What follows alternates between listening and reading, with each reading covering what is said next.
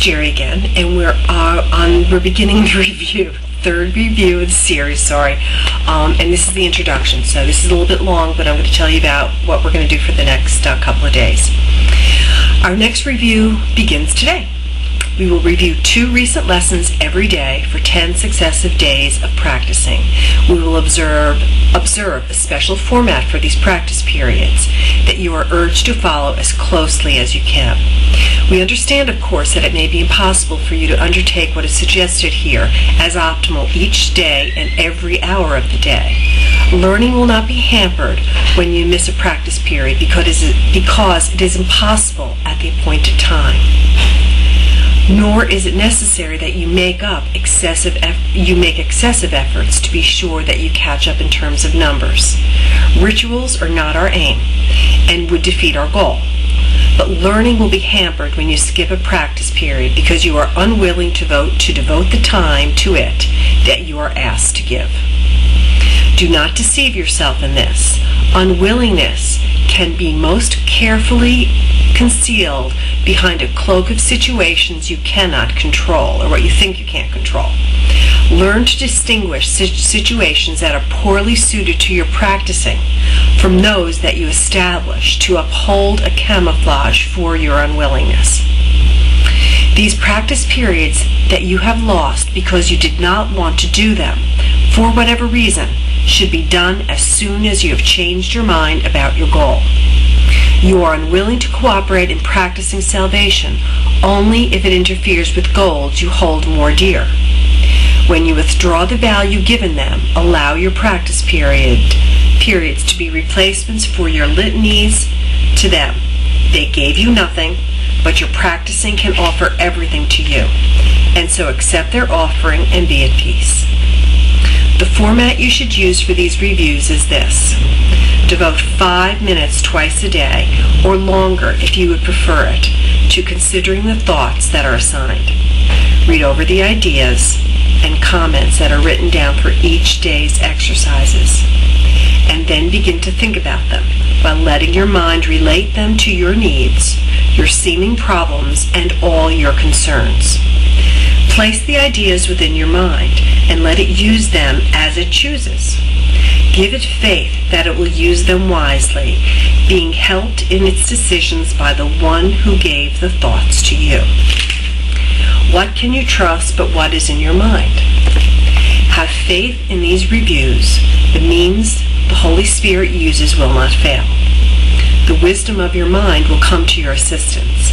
Give direction at the outset, then lean back in quiet faith, and let the mind employ the thoughts you gave as they were given you for its use. You have been given them in perfect trust, in perfect confidence that you would use them well, in perfect faith that you would see their messages and use them for yourself. Offer them to your mind in the same trust and confidence and faith. It will not fail. It is the Holy Spirit's chosen means for your salvation. Since it is His trust, His means must surely merit yours as well. We emphasize the benefits to you if you devote the first 5 minutes of the day to your reviews, and also give the last 5 minutes of your waking day to them.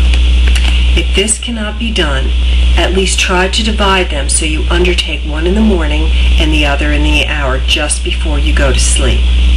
The exercises to be done throughout the day are equally important and perhaps of even greater value. You have been inclined to practice only at appointed times, and then go on your way to other things without applying what you've learned to them. As a result, you have gained a little reinforcement and have not given your learning a fair chance to prove how great are its potential gifts to you. Here is another chance to use it well. In these reviews, we stress the need to let your learning not lie idly by between your longer practice periods. Attempt to give your daily 2 ideas a brief but serious review each hour. Use one on the hour and the other on the half hour later. You need not give more than just a moment to each one.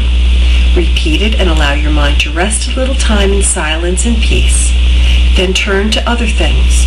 try to keep the thought with you and let it serve to help you keep your peace throughout the day as well.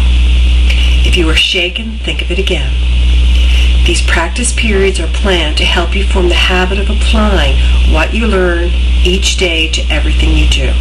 Do not repeat the thought and lay it down. It is useless to limit. Its usefulness is limitless to you, and it is meant to serve you in all ways, all times, and all places. And whenever you need help of any kind, try then to take it with you in the business of the day and make it holy, worthy of God's Son, acceptable to God and to yourself. Each day's review assignments will conclude with a restatement of the thought to use each hour and the one to be applied on each half hour as well. Forget them not.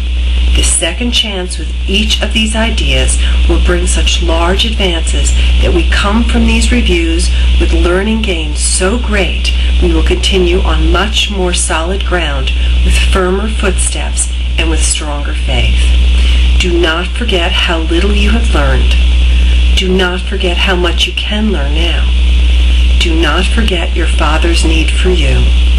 As you review these thoughts He gave to you. So that's pretty much the idea for the next couple of days. We will review, and this is the third review. So anyway, good luck, and I'll talk to you in a minute with today's lessons. Bye bye.